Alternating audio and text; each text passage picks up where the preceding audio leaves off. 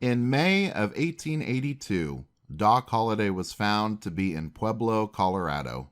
He, along with all the other members of the Earp Vendetta Ride, was wanted for murder in Arizona. Frank Stillwell, Florentino Cruz, and Curly Bill Brocious were all dead. And Sheriff of Cochise County, Johnny Behan, wanted Wyatt Earp, Holliday, and the other posse members brought back to Arizona. Colorado had been chosen as a safe haven, with Wyatt and Warren Earp going to Gunnison, Colorado, and Doc staying in Pueblo to spend time with friends.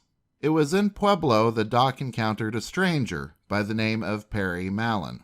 Mallon warned Holliday that the brother of Frank Stillwell was in town looking to kill him.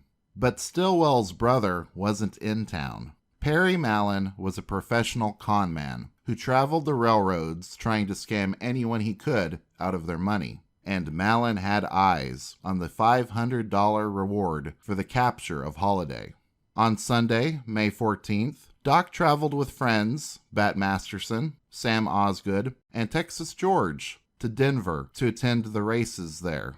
On Monday evening, Doc was walking back to his hotel after dinner when Perry Mallon called his name. Mallon was there to arrest him, this time pretending to be a Los Angeles County deputy sheriff with a warrant for Holliday's arrest. Arapahoe County deputy sheriffs Charles Linton and Bernard Cutler were also there to back up Mallon, and Holliday was escorted to the county jail. Over the days that followed, Perry Mallon's lies would begin to unravel, and his true identity as a swindler and con artist became known. However, now that Holliday was under arrest, he was in danger of being extradited to Arizona, where he would certainly be killed by his enemies. With the help of Bat Masterson, who was now the city marshal of Trinidad, Colorado, fake charges were created against Holliday so that he couldn't be extradited, as the Colorado court would have priority. On May the 31st, Doc, along with Bat Masterson, Sheriff Paul, and Deputy Sheriff Linton, arrived in Pueblo, where he was charged with grand larceny.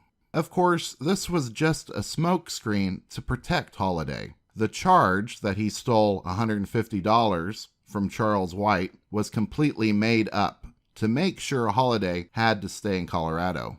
Doc was released on bail, and the ruse worked. On June the 16th, Holliday arrived in Gunnison and reunited with Wyatt Earp. It was in Gunnison that a journalist interviewed Holliday on the street. The following is that interview.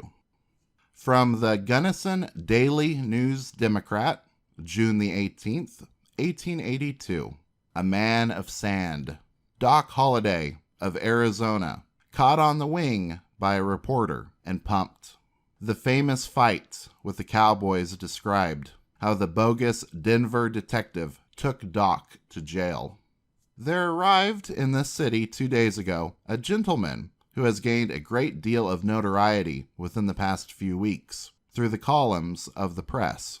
The News Democrat's reporter's attention was first called to the gentleman by a businessman who pointed across the street, said, "Do you see that man yonder? That's Doc Holliday of Arizona." The man pointed out was dressed in a dark, close-fitting suit of black and wore the latest style of round top hat. His hair was seen to be quite gray, his mustache sandy, and his eyes a piercing dark blue.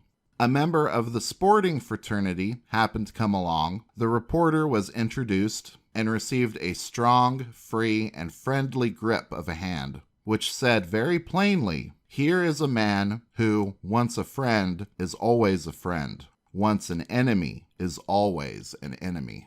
The gentleman from Arizona was quick to scent the purpose of the reporter, and half laughingly and half in seriousness said, "I'm glad to see you, Mr. Reporter, but I'm not traveling about the country in search of notoriety, and I think you newspaper fellas have already had a fair hack at me."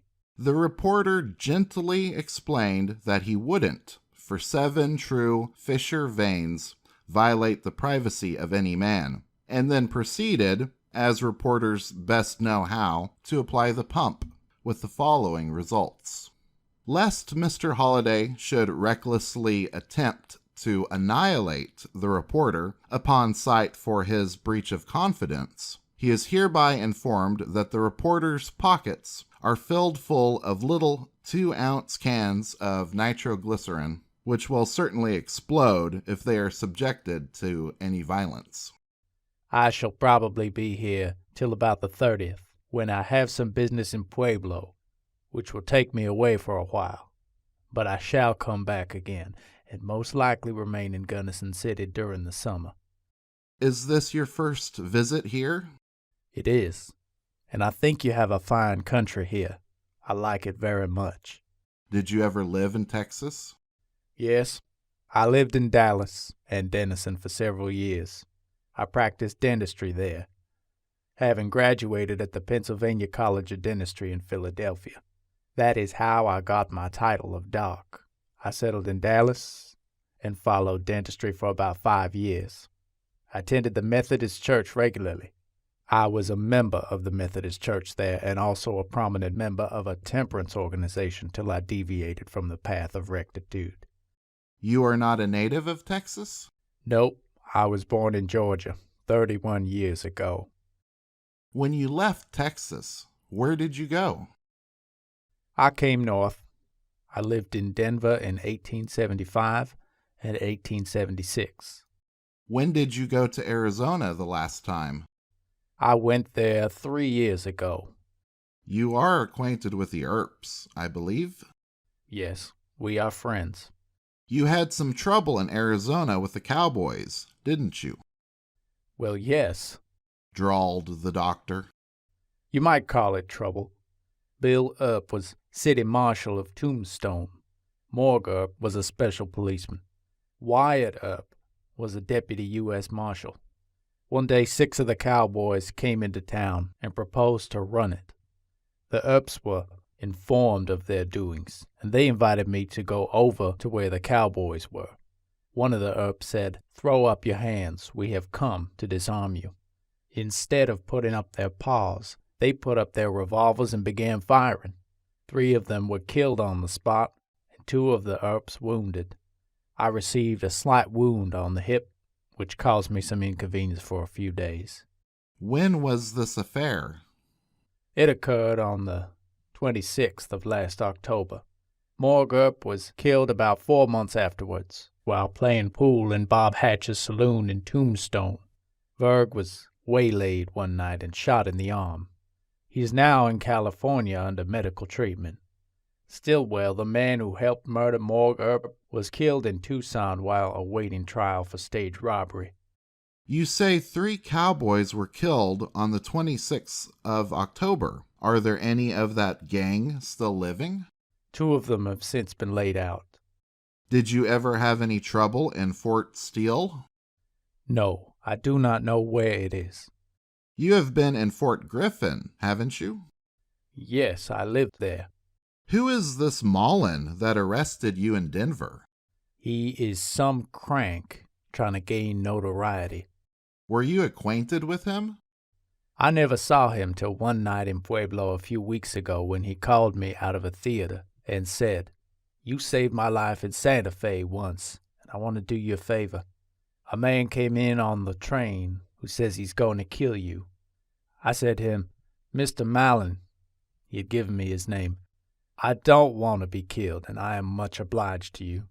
He then said, "If you give me away, I'll kill you." I went for my revolver, and he went for his. He found me on my guard, and he invited me to drink. The next morning he took the train for Denver. Had you been long in Denver when he arrested you? I got there that day. I was on my way to the Wood River country. That evening I was going down to the Windsor Hotel to meet the superintendent of the Little Pittsburgh mine, a personal friend of mine who had offered me what money I wanted to make the trip. Is this Mullen a man of sand? Well, to show you what kind of a man he is, after he had arrested me and was taking me to jail, he sat in front of me with 2 revolvers pointing directly towards me, and I entirely unarmed and defenseless. When did Mullen leave Denver? about 4 days before I got out. He knew I was going to get out," added Mr. Holliday with a smile. "Shall you do anything at his trial?" "No, that is not my way of doing. I avoid trouble. My father taught me when young to attend to my own business and let other people do the same. I shall let him alone if he does me." What do you think will be the result of his trial? "I think he will go to the pen for a few years. I have a letter from the House of Comfort and Harlan in Denver, which says, 'The fraternity will spend $1,000 if necessary to send him there.'